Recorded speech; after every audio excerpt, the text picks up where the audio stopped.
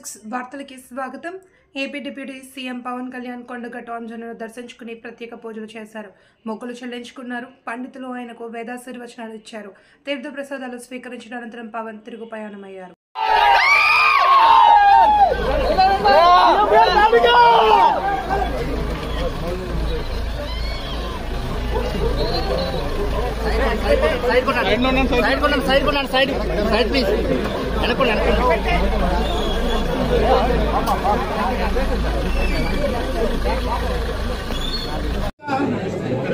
ज्ञान संपन्ना नमामि भुवनेश्वरी।